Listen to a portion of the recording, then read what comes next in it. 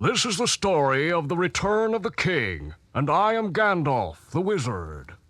You can read along with me in your book. You will know it is time to turn the page when you hear the chimes ring like this. Let's begin now. Long ago, there was an enchanted land called Middle-earth. Its beautiful forests and mountains were inhabited by good folk, like elves, dwarves, brave men, and wandering wizards like myself. But evil had spread rapidly across the land and brought gloom and despair.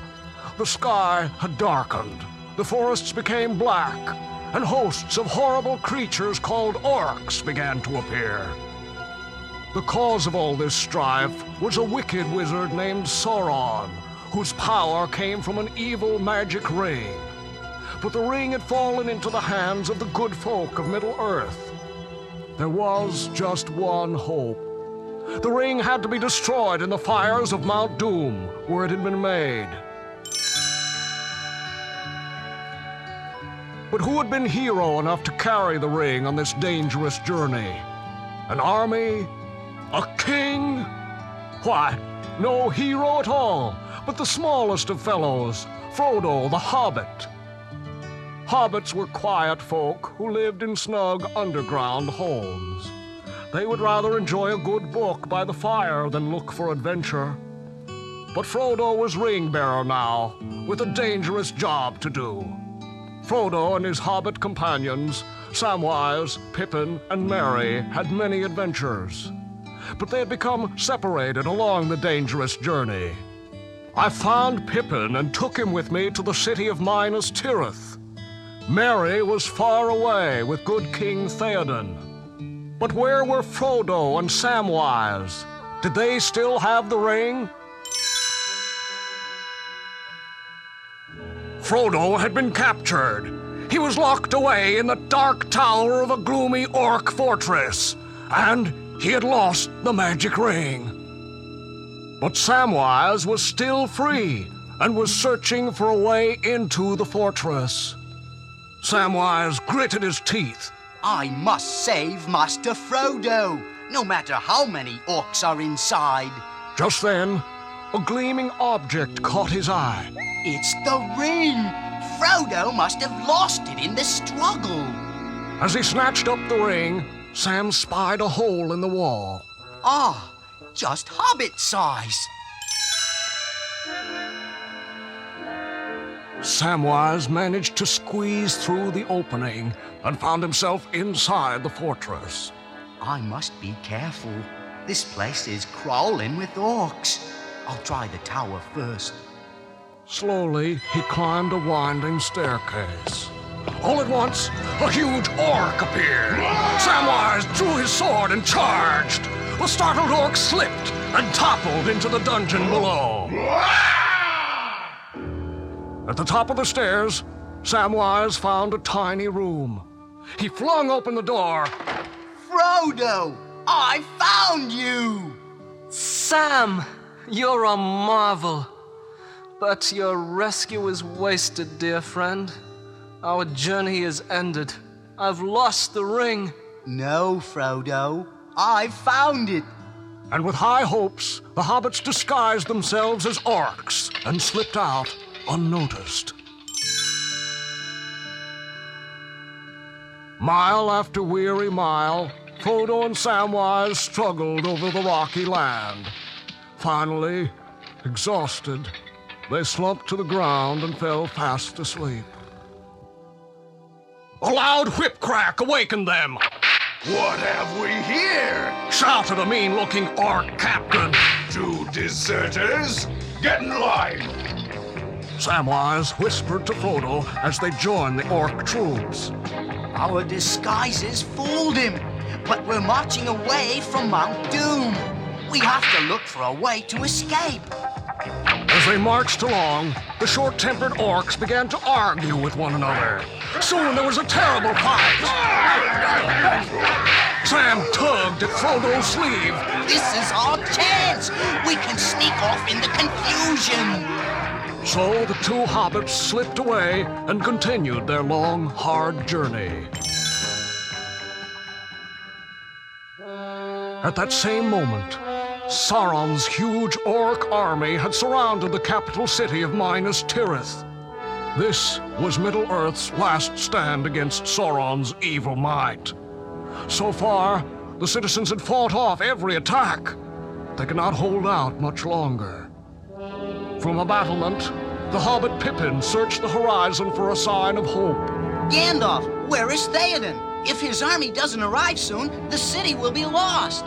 And with it, young Pippin, the throne of Minas Tirith. Without that, the good and rightful ruler of this land will not be able to return. I speak, of course, of King Aragorn. Outside Minas Tirith, the orcs gathered for a final attack. Just then, horns sounded in the distance. Pippin cheered. It's Theoden's army at last, and Fred Merry rides with them. Theoden and his brave warriors galloped onto the battlefield. Armor clashed and swords rang. Sauron's orcs panicked and fled. Theoden had saved the day. Pippin raced out onto the battlefield. Hail, proud Merry! Your arrival is most welcome. I'm glad we're all safe at last. Merry's smile faded. Us, yes. But what of poor Frodo and Samwise? Are they all right, Pippin? Sadly, no one knows.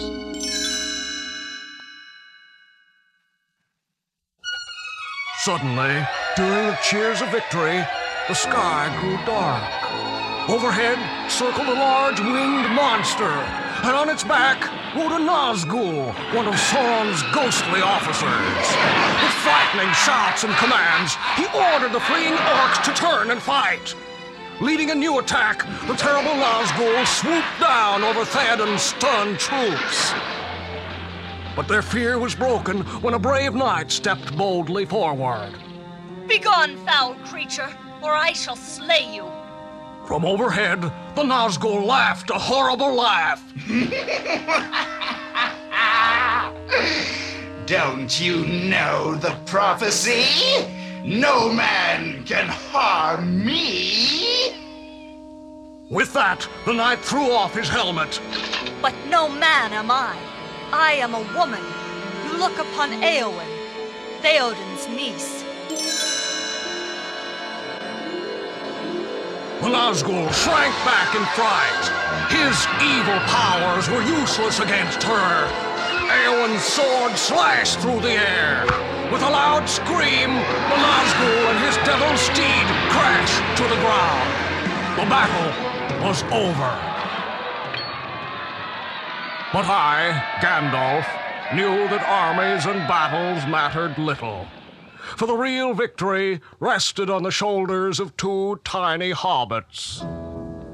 At that moment, Frodo and Samwise had reached Mount Doom. They could feel the heat of the fires burning deep within the mountain. The end of our quest is in sight, Smiled Samwise. Yes, Sam. Soon we can drop the ring into the fires of doom. A long, hard climb lay ahead of the two tiny hobbits. Samwise sighed. I hate to fail you, Master Frodo, but I can't go on. Come, Sam, lean on me. No matter how difficult, we must destroy the ring, or we'll never see our happy hobbit homes again. So, inch by inch, they crawled up the steep volcano.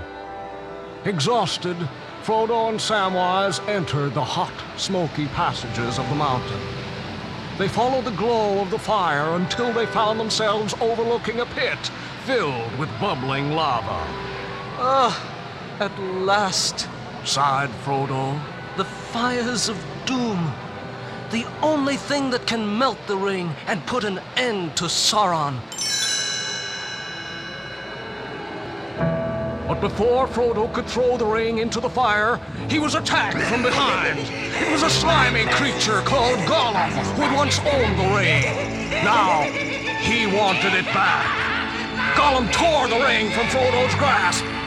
I have you again, my precious. Poor Frodo watched helplessly. Middle Earth is lost. Gollum will never throw the ring into the fire. But as Gollum clutched the evil ring and leaped wildly about, he lost his footing and tumbled into the fiery pit below.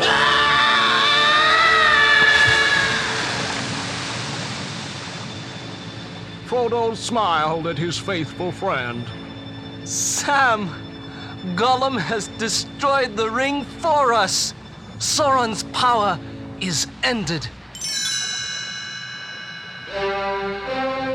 With the destruction of the ring, Sauron's evil empire began to crumble. An earthquake rocked Mount Doom. Samwise shouted, The mountain's going to explode. We're trapped. Looking for a way to escape, Frodo spied something overhead. The great eagles of the north. Samwise, we're saved. The huge birds picked up the hobbits and flew them to Minas Tirith.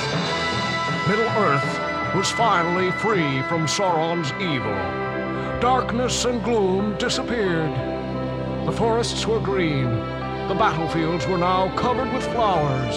And the beautiful city of Minas Tirith was rebuilt. Its citizens cheered as King Aragorn rode proudly into the city.